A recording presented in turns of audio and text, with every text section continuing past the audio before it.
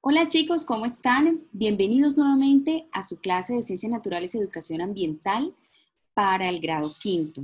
Espero que se encuentren muy bien en la tranquilidad de su hogar.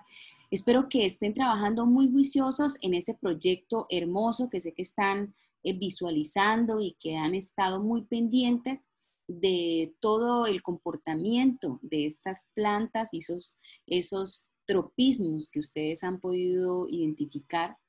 Estoy muy ansiosa, esperando que pronto pueda ya pues evidenciar esas creaciones que ustedes realizaron con esas plantas y sus cajas experimentales. Esta videoclase que vamos a trabajar corresponde a la guía número 5, con la que vamos a desarrollar la sección de submódulo de guías que ustedes ya tienen también de forma digital desde el inicio del trimestre. Vamos a tenerlo a la mano. Recuerden que siempre vamos trabajando a la par con el archivo.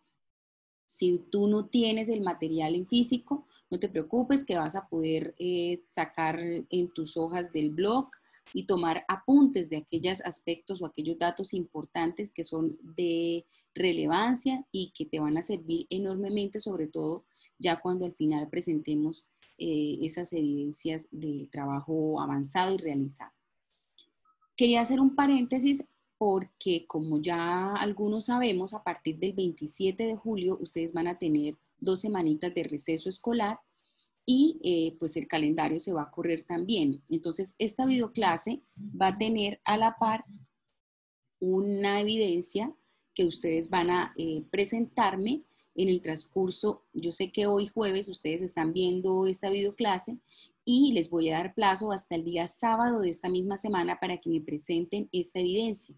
Entonces van a estar muy juiciositos trabajando durante esta hora de la videoclase, que yo sé que trabajándola hoy puntualmente ustedes van a poder enviarme por agenda escolar la evidencia de la actividad. Van a tener hasta el viernes, perdón, hasta el viernes para presentarla. O sea, van a tener un día completo para presentar esa evidencia.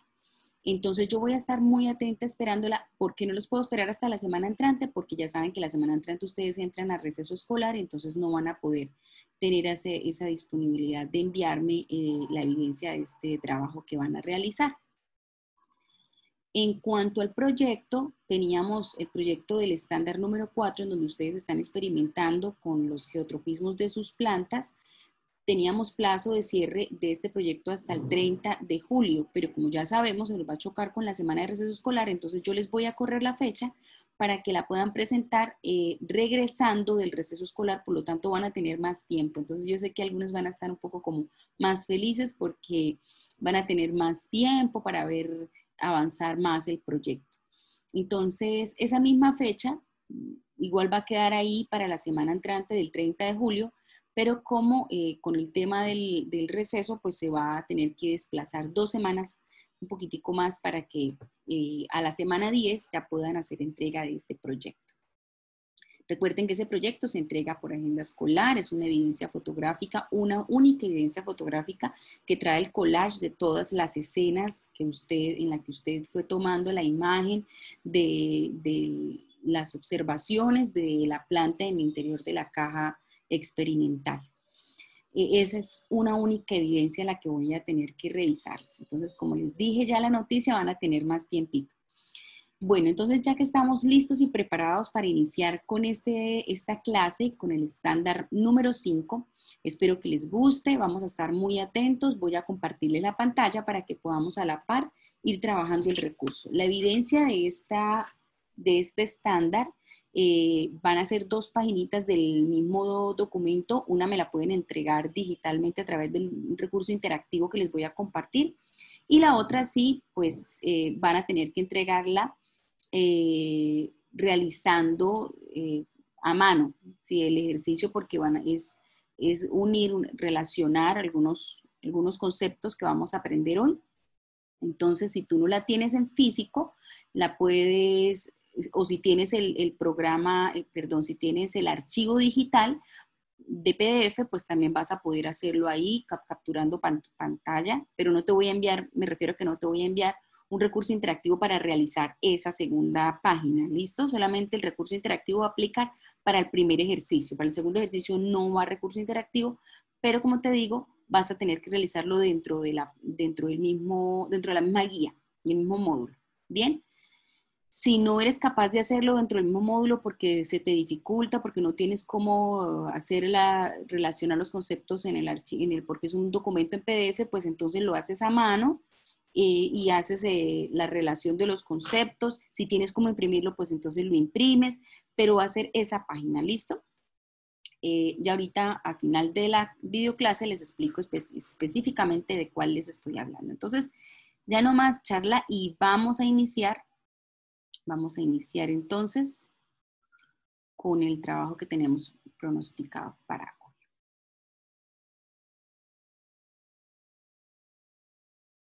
Bien. Estándar número 5 comprende la dinámica de los ecosistemas teniendo en cuenta la circulación de la materia en la naturaleza y las necesidades de la energía y nutrientes en los seres vivos a partir de las características ambientales y del entorno y peligros que las amenazan. Ahí están los temas que vamos a tratar en esta clase y estamos aquí ubicados para que ustedes tengan allá como mejor organización en la página 16. Vamos de la 16 a la 24. ¿Qué sucede en los ecosistemas? Entonces, cuando nosotros hablamos de un ecosistema, estamos hablando de un lugar en donde hay una interacción permanente entre los factores no vivos o llamados abióticos y los vivos. Estos conceptos no son nuevos para nosotros porque desde grado segundo hemos estado estudiando quiénes son los factores bióticos y quiénes son los abióticos, a qué se refieren.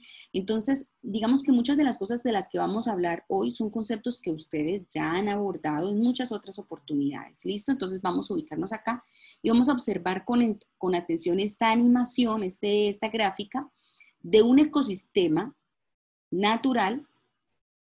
Voy para aquí a compartirles. Voy a dejarte compartirles esta porque les voy a compartir ya como tal mi escritorio para que ustedes puedan ver la animación. Bien.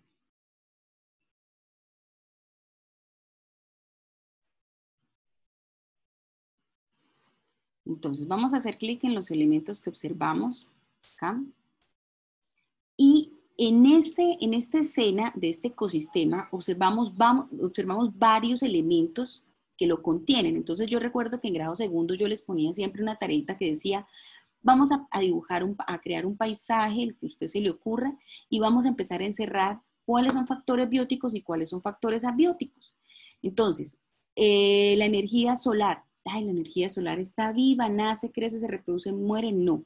Por lo tanto, estamos hablando de un elemento no vivo, pero también tenemos otros elementos como los productores.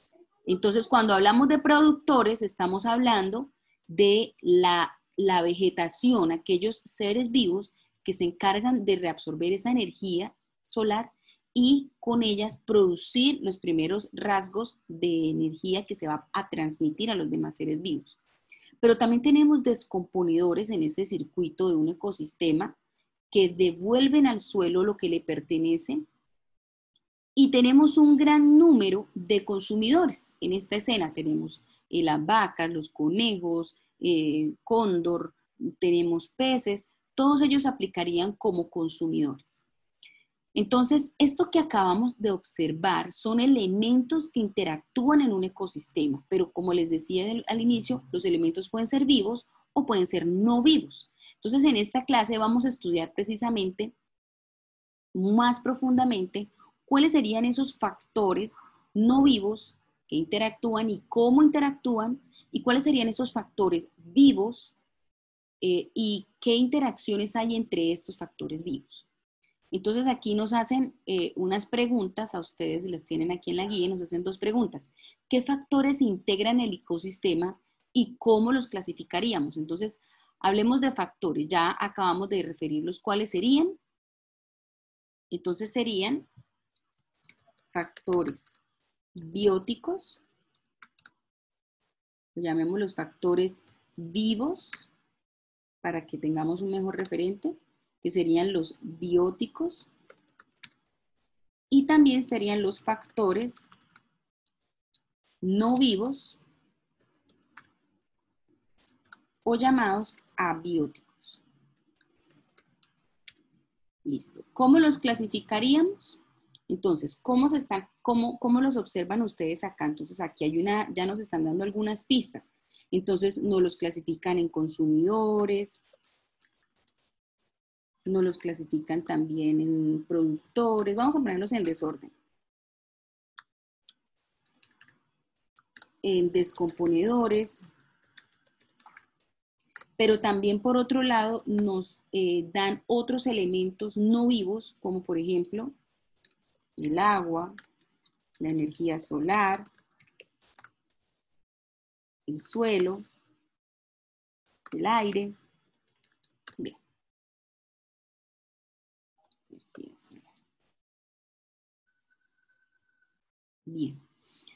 Vamos entonces a seguir avanzando con nuestro material y vámonos a la siguiente página en donde nos van a hablar acerca de cómo interactúa la vida. O sea, la vida de los individuos es posible gracias a ese aporte permanente de la energía que fluye a través de ellos. Pero esa energía, ¿de dónde proviene? Directamente la absorbemos del magno señor de la energía, que es el Sol. Pero él, aunque no es visible directamente, entender cómo se transfiere la energía no es visible a nuestros ojos, lo podemos experimentar a través de la relación que existe entre los seres vivos y el Sol. Entonces, todo lo que está vivo absorbe energía y esa energía la tomamos del Sol. Entonces, aquí nos dice que todo proviene del Sol y que pasa de unos factores bióticos a otros a través de algo que conocemos como cadenas tróficas o también conocida como cadena alimenticia. Entonces, esto lo estudiamos también, lo entendimos, lo comprendimos cuando estábamos estudiando en grado tercero y entendíamos un poquito acerca de qué son las cadenas tróficas o cadenas alimenticias. Por eso dice igual. Una cadena, vamos a imaginarnos una cadena en este momento. Una cadena puede ser una cadena de una joya o una cadena de la moto o una cadena. ¿Qué hace la cadena? La cadena tiene una serie de eslabones que se van relacionando uno con otro y que si no hay ese enlace, esa relación entre ellas, pues no existe la cadena, ¿cierto? No existiría como tal la continuidad de la cadena.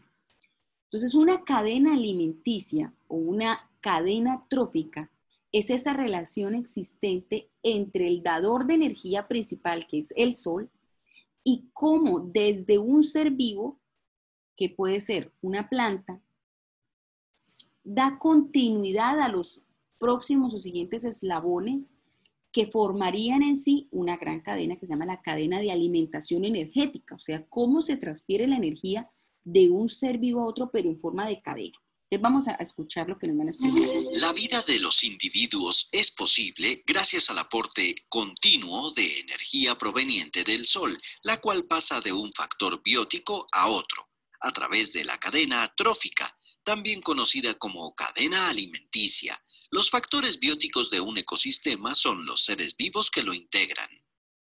Entonces, los factores bióticos que integran un ecosistema, ellos dependen de ellos mismos para poder sobrevivir y de cómo se puede transferir la energía que el Sol ya regala a cada uno. Pero entonces eso tiene un orden específico. Vamos a mirar de qué manera se puede ordenar. Entonces, la primera forma, que se conoce como cadena alimenticia o cadena trófica, toda ella es la interacción entre factores bióticos, es decir, entre seres vivos, toda ella, ¿sí? Claro, que parte del Sol, que es la fuente principal de energía, pero cuando hablamos de cadenas alimenticias o cadenas tróficas, estamos hablando de la relación, los eslabones que unen la cadena es la relación entre un ser vivo y otro, y otro, y otro, y otro, que se transfieren energía. Entonces, aquí en el primer eslabón vamos a escuchar quiénes están, en este caso estarían los productores. La cadena alimenticia es el paso de energía y nutrientes de un ser vivo a otro por medio de la alimentación. La cadena alimenticia está formada por una serie de individuos organizados de manera lineal, donde cada uno se alimenta del anterior y sirve de alimento al siguiente individuo. Cada nivel de la cadena se llama eslabón. Entonces tenemos El primer eslabón son los productores. Son seres vivos que hacen fotosíntesis y producen su propio alimento. Son autótrofos. Nos han dado muchas características de quiénes están en el primer eslabón. Entonces el primer eslabón es donde se inicia esta serie o esta cadena, y es donde se recoge la mayor cantidad de energía del sol. Y son los productores. Ellos son fotosintéticos, precisamente porque a través de la luz solar son capaces de producir su alimento. Es decir, no requieren absorber energía de otro ser vivo para poder sobrevivir. Y entonces, por ejemplo, dirán algunos, pero las plantas carnívoras, no. Las plantas son plantas porque realizan proceso fotosintético.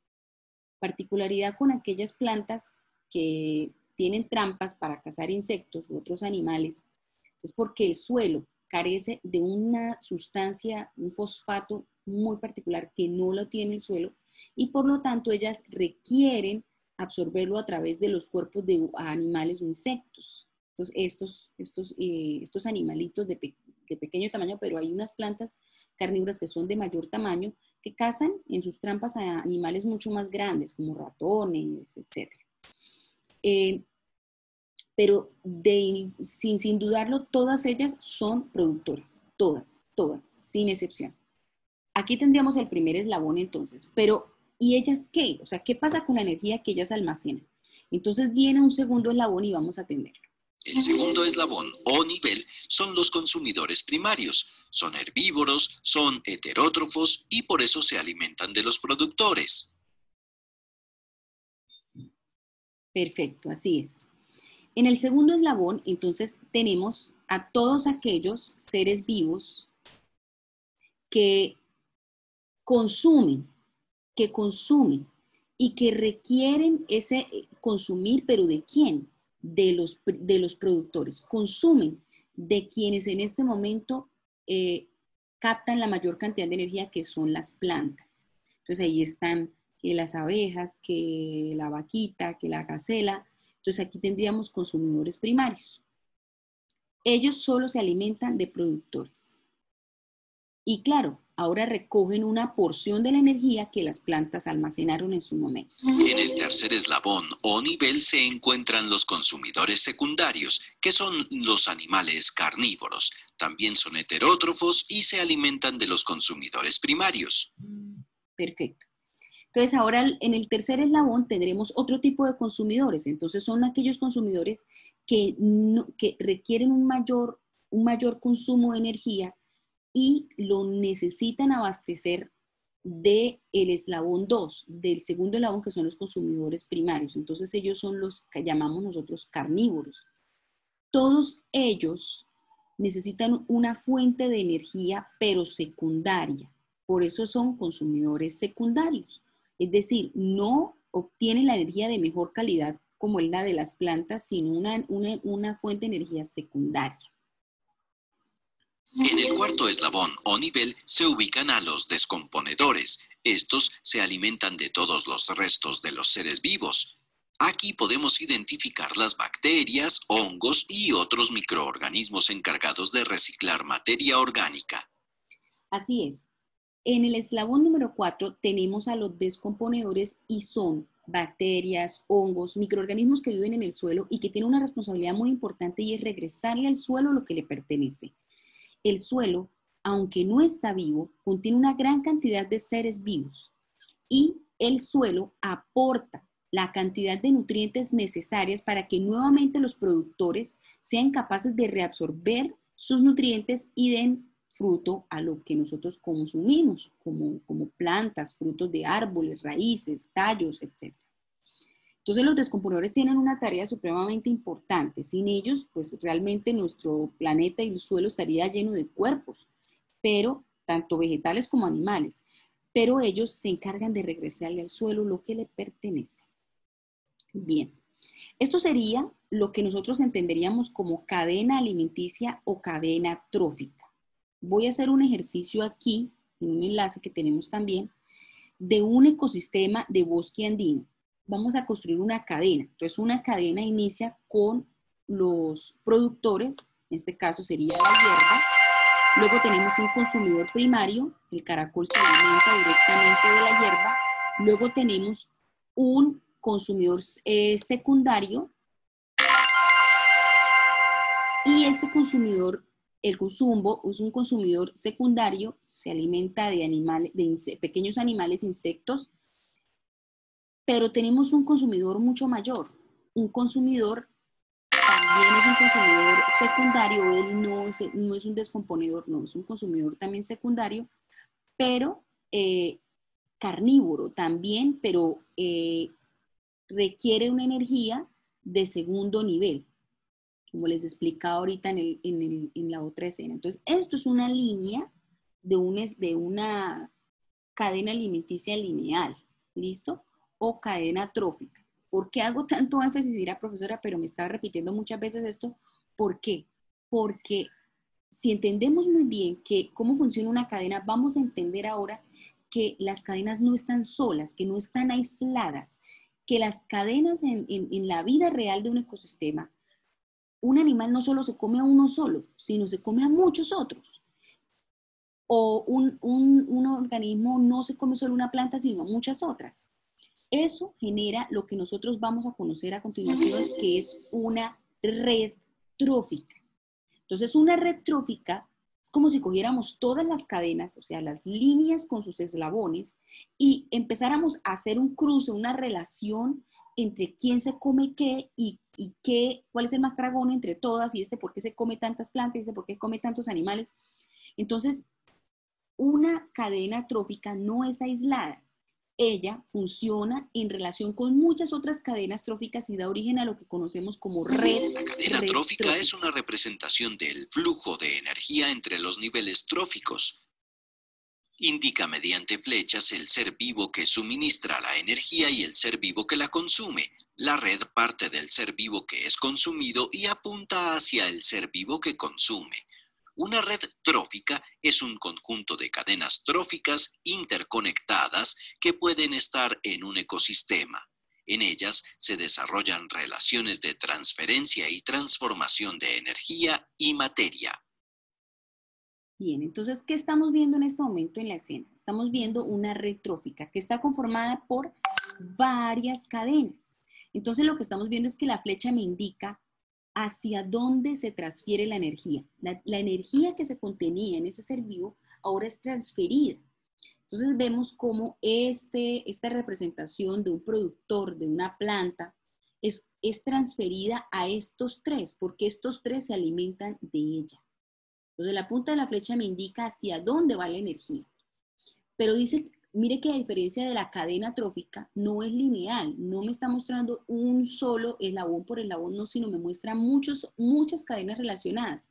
Entonces me muestra que el caracol también es consumido por las aves rapiña, pero también que el conejo también es consumido por las aves rapiña, pero también me muestra que el conejo a su vez también es consumido por un consumidor terciario,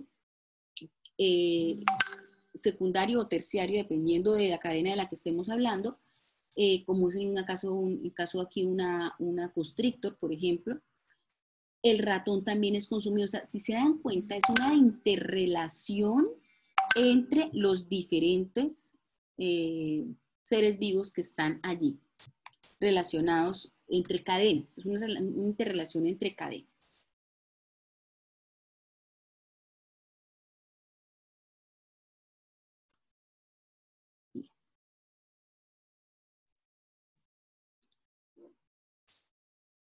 Vamos a pasar a una tercera forma de representación de la energía, como se transfiere, y es la pirámide de energía.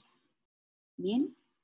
Escuchemos muy atentos. La pirámide trófica es una representación que muestra la variación de energía en los niveles o eslabones. Cada nivel se representa por un rectángulo. La base del rectángulo indica la cantidad de energía que hay en cada eslabón. La energía está concentrada en los productores, luego en los consumidores primarios y así sucesivamente.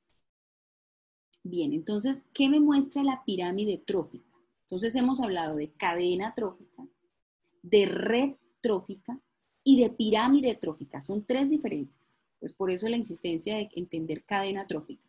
Entonces, cadena trófica es lineal. Transfiere energía de un eslabón a otro. Productores, consumidores primarios, consumidores secundarios, terciarios y descomponedores. La red trófica es la interrelación entre varias cadenas tróficas en donde se observa cómo la energía de un productor, de un consumidor, viaja a otro ser vivo y se interrelacionan entre sí. Mientras que la pirámide trófica lo que me está mostrando es qué cantidad de energía se almacena en cada eslabón. Entonces, aquí, ¿qué estamos viendo? Que quién de estos es el que almacena mayor cantidad de energía. Por lo que podemos ver, la base de la pirámide está formada por productores, lo que indica que los productores son los que almacenan la mayor cantidad de energía emitida ¿por quién? Por el sol. Pero en su segundo nivel están los consumidores primarios, que también toman energía de muy buena calidad a través del consumo de plantas. Pero luego tenemos los consumidores terciarios o secundarios también, que toman una energía de poco nivel, por lo tanto deben consumir a otros seres vivos, otros carnívoros o a otros animales para poder obtener esa energía.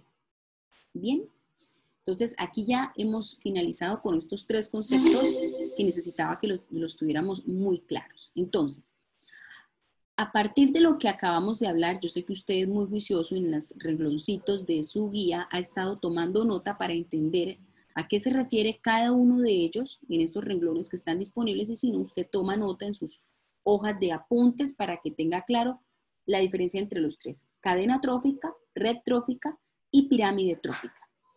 La primera evidencia que me vas a enviar. Entonces, tenemos tres ecosistemas, tres escenas de tres ecosistemas. Están el ecosistema de un páramo, el ecosistema de una selva húmeda y un ecosistema marino.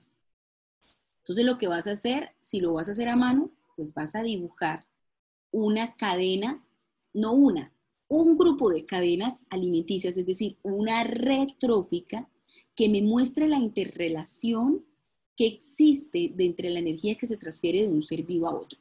Entonces, para esta evidencia les voy a enviar el enlace interactivo. La van a poder presentar a través del enlace interactivo que voy a mostrarles a continuación. Este es.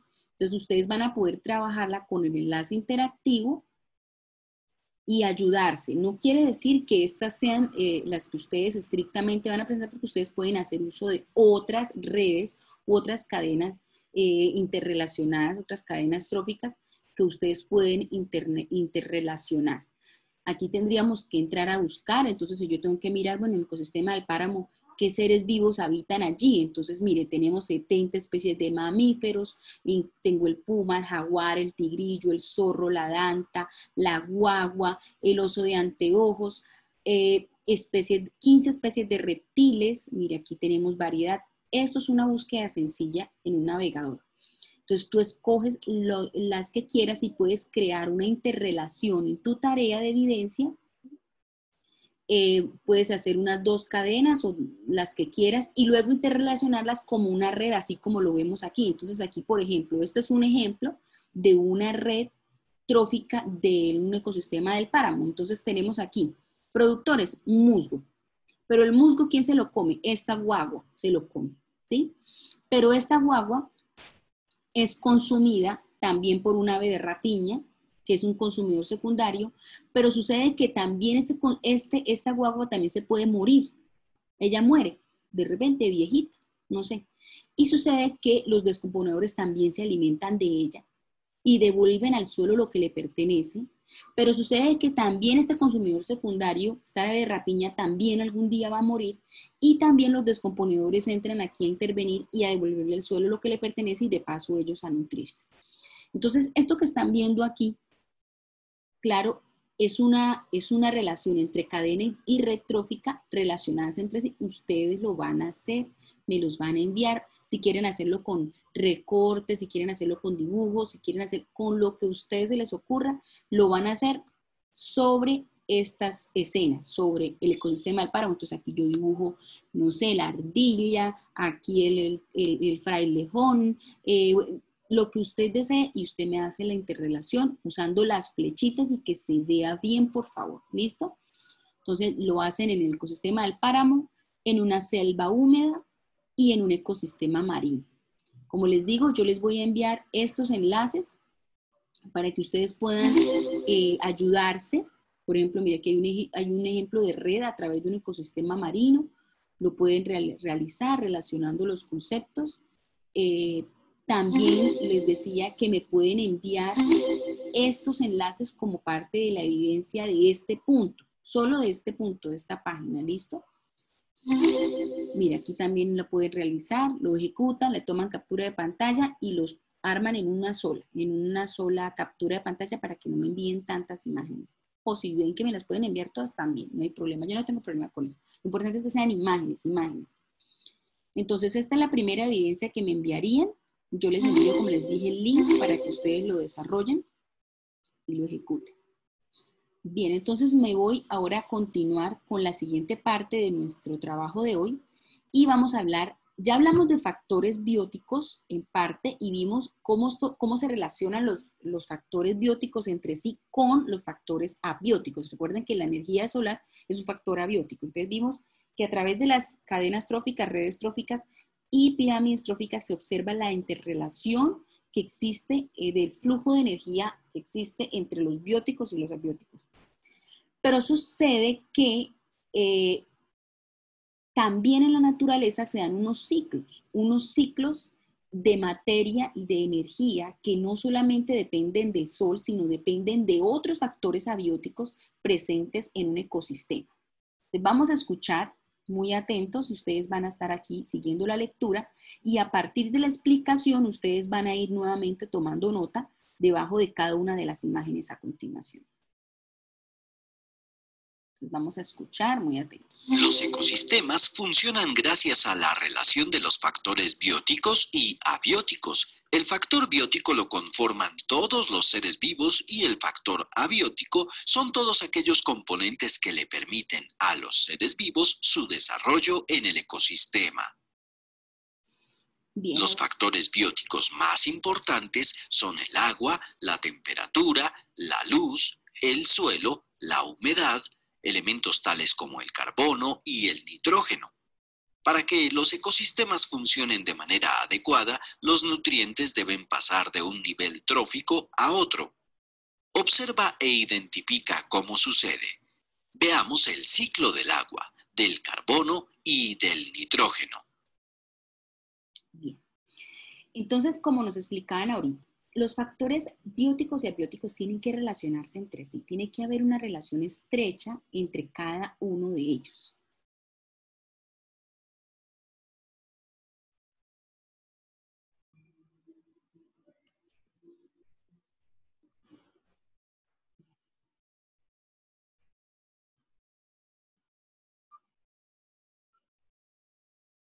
Bueno, es muy importante que aquí en este texto ustedes también resalten a esos datos importantes, ¿no? No hay que dejarlos pasar, porque por ejemplo acá nos muestran los factores bióticos más importantes.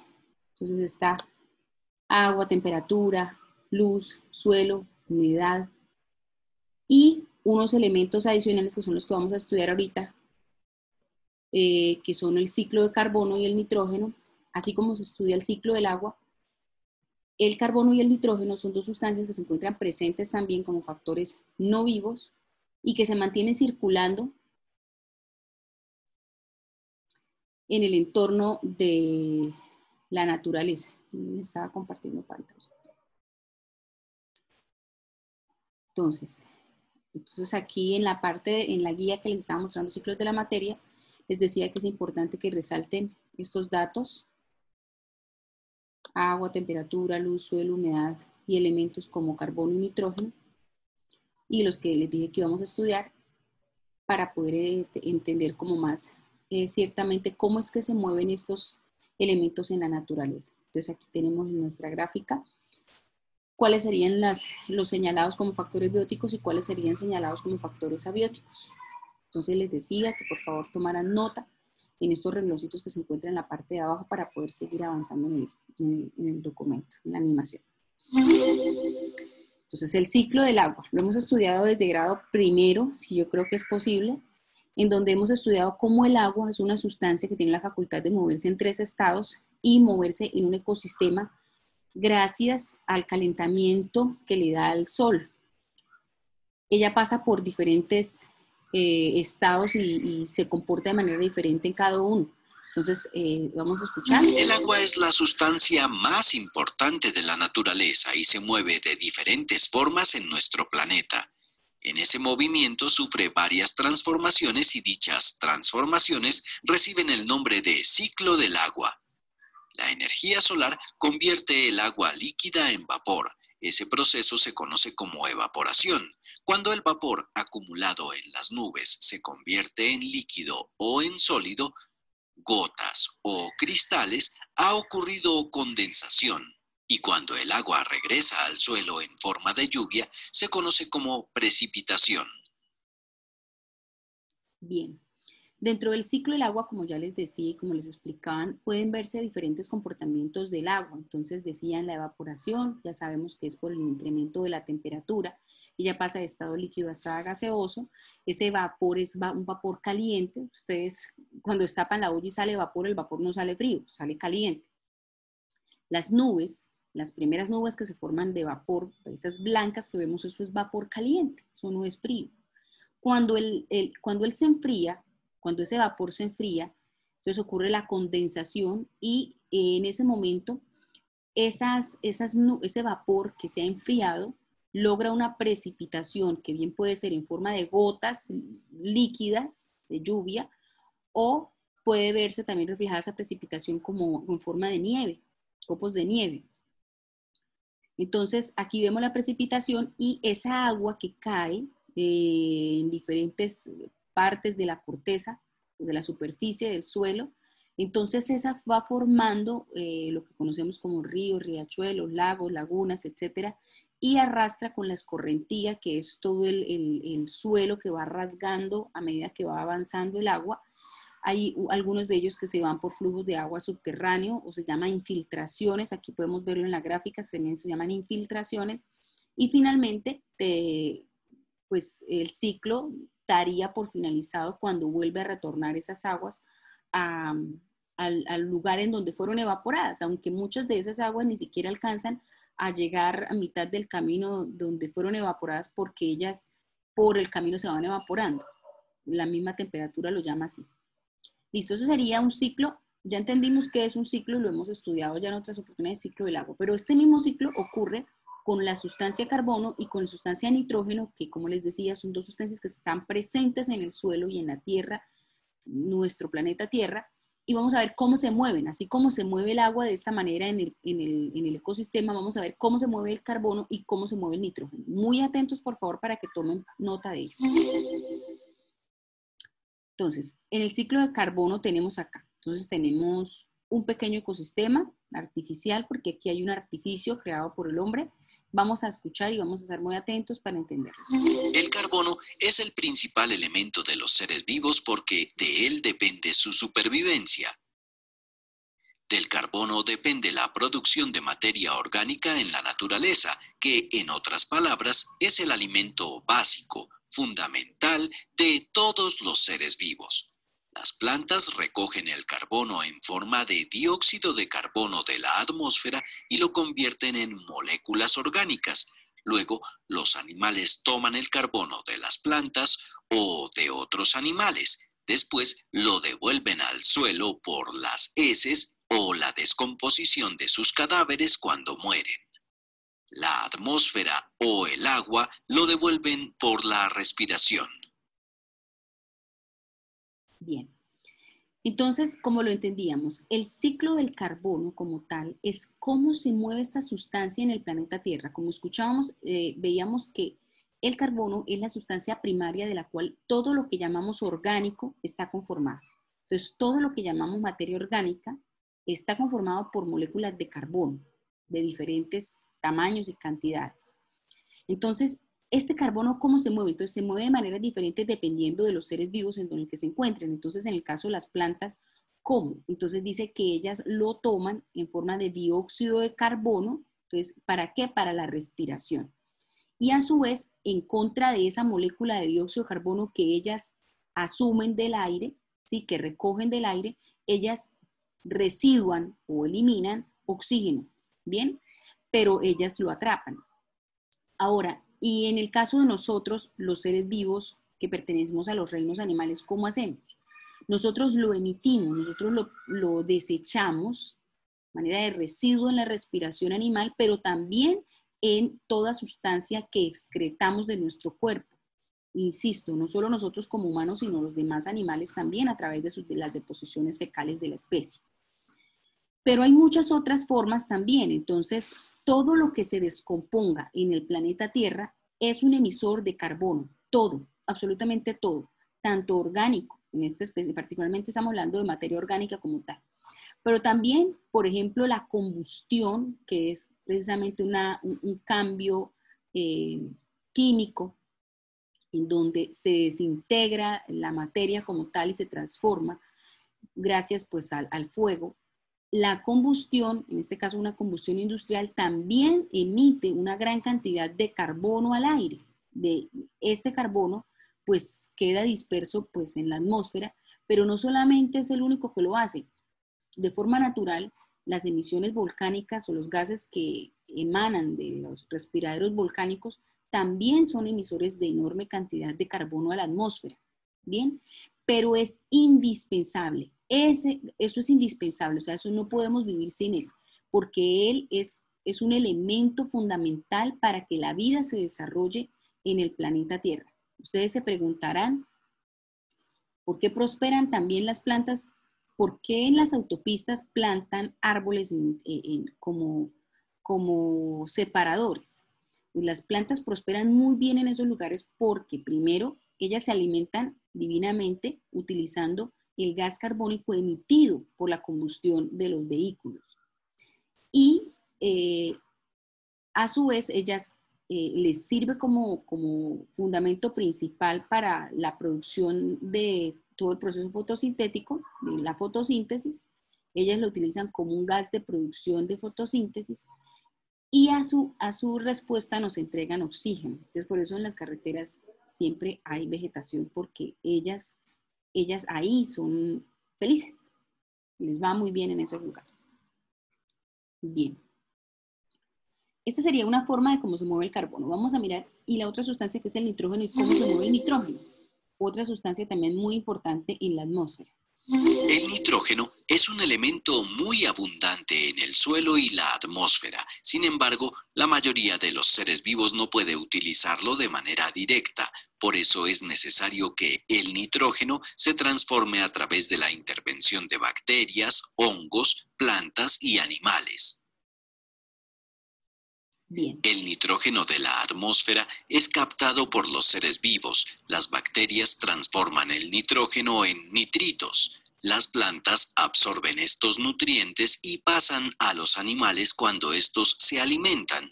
Cuando las plantas y animales mueren y se descomponen, de nuevo las bacterias reciclan el nitrógeno y lo liberan en el suelo y la atmósfera. Bueno. Las bacterias tienen un papel supremamente importante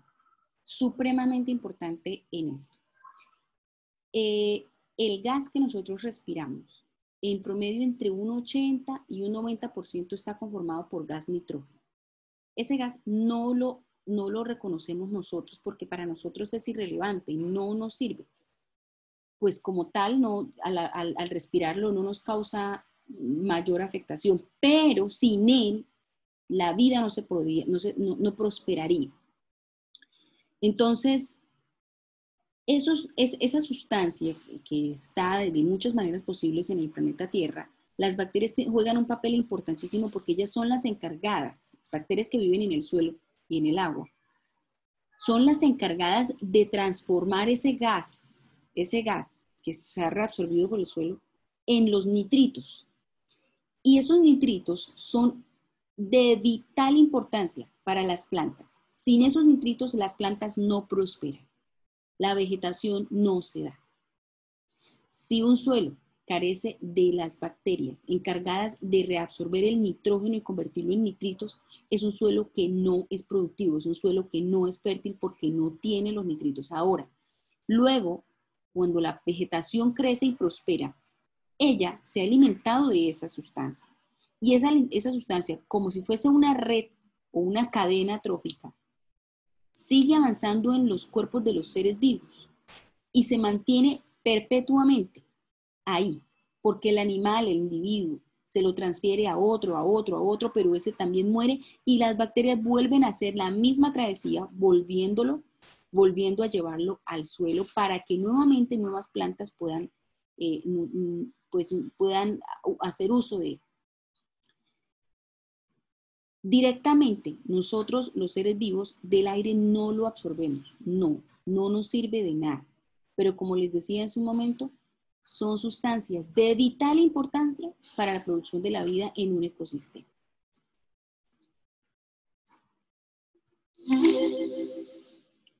En este mapa, ¿qué vamos a hacer? Nos están mostrando diferentes tipos de elementos que se encuentran en un ecosistema.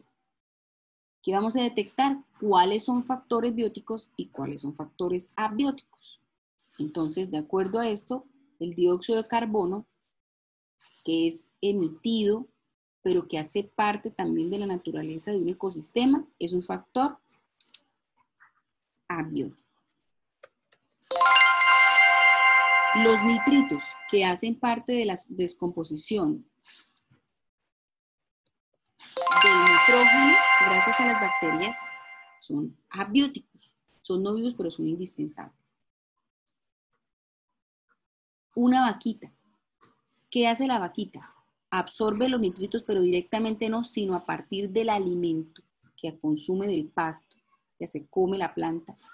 Ahí tenemos las flechas. Ella sería un biótico. Las plantas que requieren del nitrógeno, ellas son bióticos. Los peces, biótico.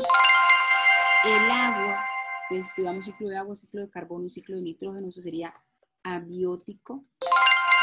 El nitrógeno, abiótico. La luz solar, estudiamos el ciclo, esto es abiótico. Entonces, con esto entendimos que en la naturaleza no solamente está el ciclo del agua, sino que también están ciclos de otras sustancias muy importantes e indispensables para que la vida en un ecosistema se dé. Bien. Vamos entonces a pasar, después de haber trabajado en estas gráficas, en este trabajo de la página 21, vamos a pasar a la actividad 3, que nos va a permitir, entonces ya hemos entendido primero, la interrelación entre factores bióticos y abióticos en un ecosistema que da lugar a la formación de cadena trófica, red trófica y pirámide trófica. Que los factores abióticos también se relacionan entre sí y que los factores abióticos son indispensables para la vida de los factores bióticos. Entre esos está ciclo de agua, ciclo de nitrógeno y ciclo de carbono. Y ahora, ¿qué vamos a ver? ¿Y cómo se relacionan entre sí los mismos bióticos? O sea, aparte de que la energía se transfiere efectivamente de un ser vivo a otro, ¿hay alguna relación existente entre un biótico con otro biótico? Sí. Entonces, vamos aquí. A continuación se presenta la forma como se relacionan entre sí los factores bióticos y abióticos en un ecosistema y se mencionan algunas relaciones interespecíficas entre factores bióticos aprovechando los factores abióticos. Como ya sabemos, los ecosistemas tienen de los dos tipos de factores. Los factores bióticos son seres vivos que habitan en un ecosistema, mientras que los abióticos son las variables que caracterizan el ecosistema y permiten la vida de los individuos. Algunos factores abióticos serían luz, temperatura, humedad, composición del suelo, nutrientes, elementos químicos, como los que estudiamos ahorita, ciclo de carbono, ciclo del nitrógeno y el agua. Entonces, aquí, ¿qué vamos a hacer? Usted con su letra va a colocar ejemplos de factores bióticos que usted vea aquí en este escena. Y ejemplos de factores abióticos presentes que usted pueda visualizar, pero que también no visualice, como en este caso, ciclo de nitrógeno y ciclo de carbono. Bien, lo va a hacer. Entonces empecemos ahora a entender las relaciones interespecíficas que se dan entre los factores bióticos, o sea, cómo se relaciona la vida en un ecosistema y cómo entre ellos mismos se ayudan, pero también cómo entre ellos mismos luchan por la supervivencia. En cada uno de estos rengloncitos usted va colocando el concepto, yo le voy a ir explicando y usted va a colocar. Son 5 conceptos de relación interespecífica entre los seres vivos, y usted los va a ir colocando ahí. Entonces, aquí tenemos el primero de ellos, que es la competencia. ¿Y a qué se refiere? Por ejemplo, esta escena que estamos viendo ahí, esa escena que ustedes están visualizando a través de la imagen, es un ejemplo de una selva húmeda. Aquí en esta selva húmeda, las plantas, si ustedes se dan cuenta, cuando vamos a cualquier parque o un jardín y cuando vemos en donde hay una vegetación muy densa, las plantas tienen una diferenciación en el tamaño de sus hojas. Pero eso no es a capricho, eso tiene que ver con la competencia por captar la mayor cantidad de energía solar. Acuérdense que la energía solar es fuente principal de función energética para los productores. Y sucede que entre más anchas y más grandes sean sus hojas, pues mejor será la captación de energía. Por eso hay algunas plantas que crecen y al crecer ensanchan su follaje, haciendo crecer el ramal de y sus hojas se extienden para poder tomar la mayor cantidad de energía solar. Y hay otras que son rastreras o trepadoras que se suben encima de las más altas, logrando los picos o las partes más altas del árbol para poder captar esa energía. La lucha entre las plantas es por cuál tiene las hojas más grandes y cuál capta la mayor cantidad de energía suficiente. Entonces, la competencia, en este caso, el ejemplo de competencia que nos están mostrando, es un ejemplo entre la relación intraespecífica de dos plantas, por ejemplo, en una selva húmeda, que luchan en donde hay alta humedad y poca luminosidad, teniendo hojas más grandes para poder recolectar la mayor cantidad de energía posible. La competencia se da de esa manera, no solamente entre plantas, también entre animales se da. Entonces, por ejemplo, es mucho más sencillo visualizarlo en los comportamientos animales cuando existen esos comportamientos territorialistas y cuando el animal se impone ante el otro, hay luchas físicas entre ellos imponiéndose y aquí el más fuerte es el que sobrevive. En la vegetación lo podemos visualizar, pero de esta manera. Según el tamaño de las hojas y la captación de luz, la que capta mayor cantidad de luz es la que va a sobrevivir. Vamos a otra relación interespecífica y es la simbiosis. ¿Qué pasa en la simbiosis? En la simbiosis es una relación colaborativa. Aquí no es competencia, aquí no es el que más gane y el que murió, murió. No, el que se fue, no. La simbiosis es una relación en donde dos seres vivos se relacionan y se ayudan. Es una relación benéfica. También se le conoce como el mutualismo. Aquí tenemos dos especies, entonces un coral, y también vemos allí viviendo uno de los peces más hermosos también que se encuentran en las zonas aguas saladas y es el pez payaso, que tiene una alta toxicidad. Él produce una toxina muy alta, pero también vive en uno de los arrecifes que son de una alta toxicidad también. O sea que entre los dos se ayudan. Entonces, esta relación estrecha y benéfica, el uno le da protección al otro. Entonces aquí, ¿qué le brinda el arrecife al pez? Le brinda protección. Le brinda protección. Un ejemplo de esta asociación es en el caso del líquenes también, en donde un alga y un hongo viven juntos, comparten humedad, luz y nutrientes en un ecosistema. Otro ejemplo es esta anémona de mar, compartimos factores abióticos beneficiándose mutuamente. Entonces, por ejemplo, en el caso de un alga, y no sé si ustedes cuando han salido a ver por ahí arbolitos en un jardín o no sé, En los troncos de los árboles se forman unas manchas de color blancuzca, una mancha blanca. ¿Eso qué es? Eso se conoce como un líquen. Es una asociación entre una alga y un hongo. Entonces, ¿qué pasa con ellos? El alga no es, ella, ella es un ser vivo fotosintético, es decir, ella utiliza la luz solar para producir su alimento, mientras que el hongo no es capaz de producir su alimento. Pero el alga le cuesta descomponer, pero el hongo es un experto descomponedor. Entonces, ¿qué pasa? El hongo dice, bueno, vamos a asociarnos. Usted produce el alimento, o sea, usted la fotosintética, y de paso me da un poquito, pero como a usted le cuesta la descomposición, yo le ayudo a descomponer.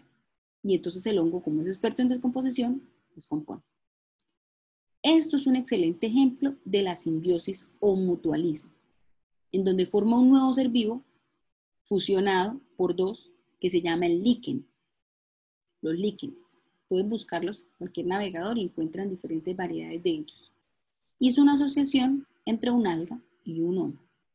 Muy buen ejemplo para una simbiosis o un mutualismo también llamado. Otra relación interespecífica que podemos ver aquí es la depredación. Pero ustedes dirán, ¿por qué es importante? Pues claro, porque sucede que ellos son los controladores también de plagas. La depredación es muy importante porque tenemos estos grandes animales, estos grandes consumidores secundarios o terciarios que se encargan de alguna manera de controlar la superpoblación de seres vivos que tienen unos ciclos reproductivos muy cortos y que ayudan también a mantener equilibrado el ecosistema. Porque si, por ejemplo, desaparece por alguna razón un depredador, pues sucede que el ser vivo va a tener, que era el que era depredado, va a tener mayor libertad de proliferación de la especie y se puede convertir fácilmente en una plaga. Entonces, la depredación es una relación interespecífica en la que un individuo persigue, captura y se alimenta de otro individuo con el objeto de obtener su energía. Un ejemplo de esta relación es el jaguar y una tortuga. El jaguar es el depredador y la tortuga es su presa. A través de esta relación hay un flujo de energía en el ecosistema, pero también hay un control biológico. Eso se llama también control biológico. Importantísimo en los ecosistemas.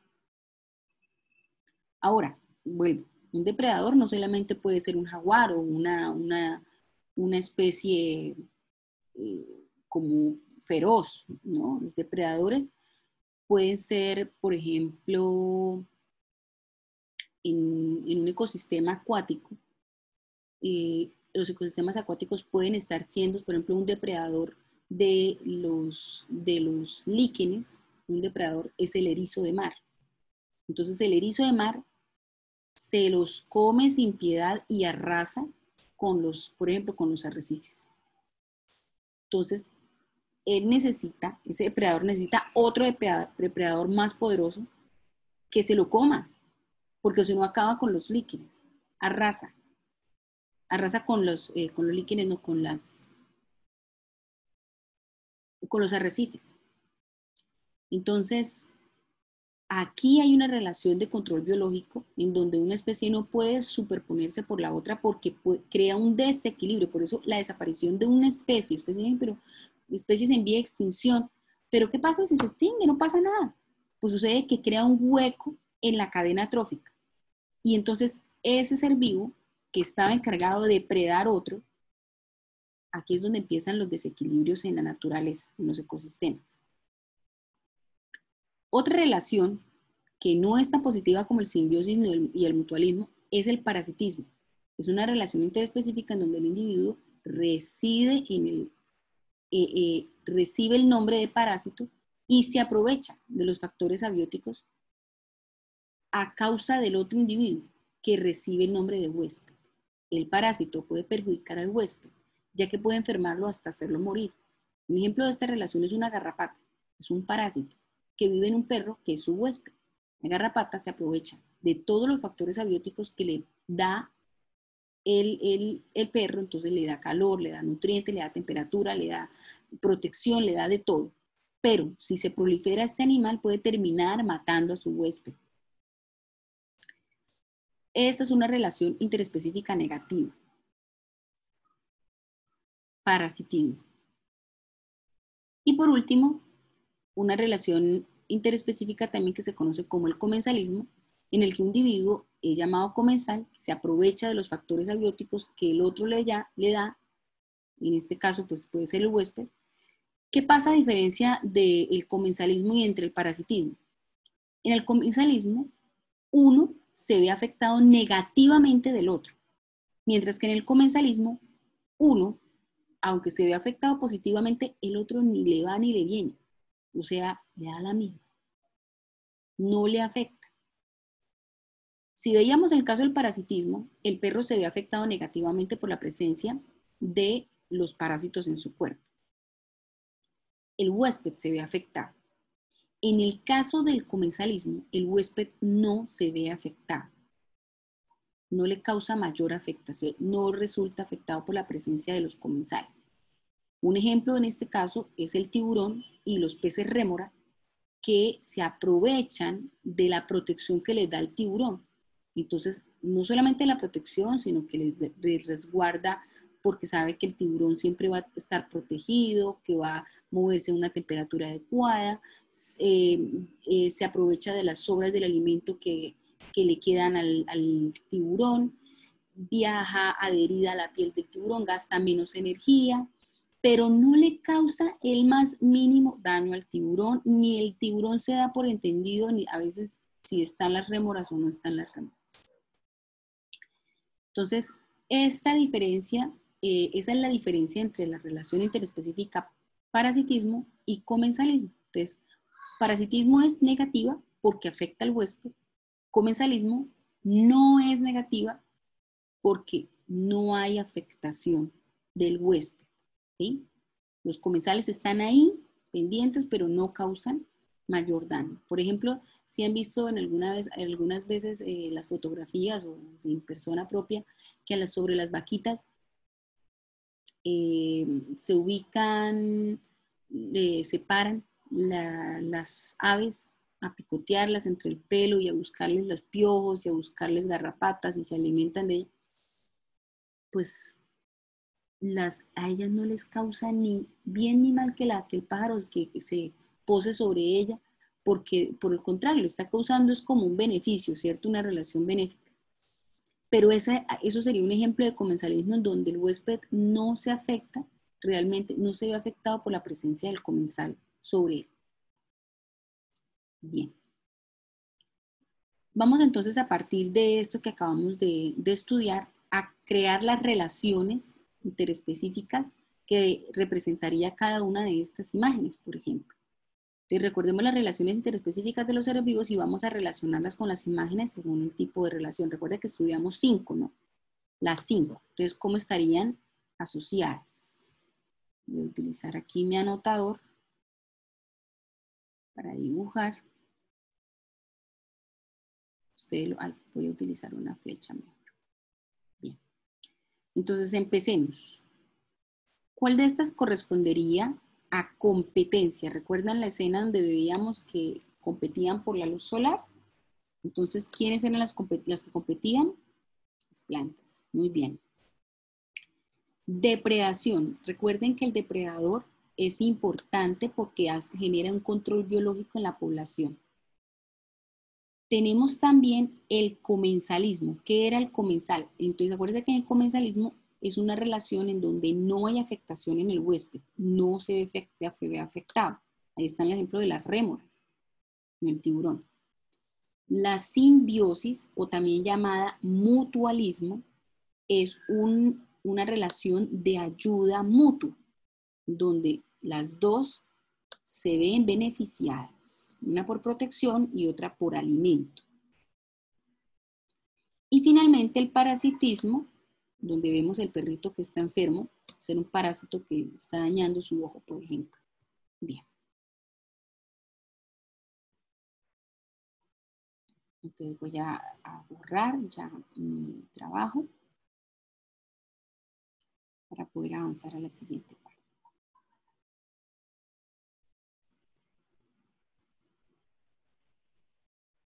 Bien. Vamos entonces a finalizar este trabajo con la evidencia 5. Esta es la que les decía que ustedes van a tener que realizar. Está en la página número 24. Van a tener que realizar a partir de lo que estudiamos sobre esta guía número 5. Lo que van a hacer es relacionar los conceptos. Entonces van a relacionar nitrógeno, con que estaría relacionado aquí. Estos se llaman el plancton, que se encuentra sobre la superficie del mar, el plancton. ¿Cómo estaría relacionado? ¿Con qué concepto? La energía solar, aquí que estamos viendo. No les voy a seguir diciendo porque entonces les digo las respuestas de todo. Entonces, les voy a decir es a qué imágenes o qué cosa es lo que se está viendo ahí en la imagen como tal. Entonces, estamos viendo, bueno, como les decía, no les voy a decir nada porque entonces les estoy soplando las respuestas. Entonces, lo que ustedes van a es retomar la explicación de la clase y van a relacionar con flechitas o si quieren con números, usted puede colocar aquí unos números asociados acá. Lo importante es que usted lo realice o puede ser utilizando colores diferentes. Lo van a realizar. Solo es este ejercicio, solamente este ejercicio. Este que está en la parte de abajo lo van a contestar para ustedes. Pero este que está acá es el que me van a enviar, el que estoy mostrándoles en este momento, que se llama Concéntrese de los ecosistemas. Entonces, por medio de las flechas van a unir los conceptos con la imagen que estaría asociada. Bien. Me lo envían como captura de pantalla junto con los ejercicios de las 3 redes tróficas, de las 3 escenas de la página 19 o del recurso interactivo que les voy a enviar. Perfecto, entonces voy a dejar de compartir. Espero que hayan aprendido muchísimo conmigo, así como yo siempre he aprendido con ustedes. Nos veremos entonces próximamente en la semana 10, después de estas 2 semanas de receso escolar, y estaré atenta a recibir esta evidencia de tarea que estará ya agendada desde hoy, jueves, para entregar en esta misma semana. Por favor, necesito que lo entreguen esta misma semana porque, como les dije, no les puedo dar plazo hasta la semana entrante porque ya entran ustedes a receso escolar. Un abrazo gigante para todos, los quiero muchísimo y seguimos en conexión. Un abrazo, chao.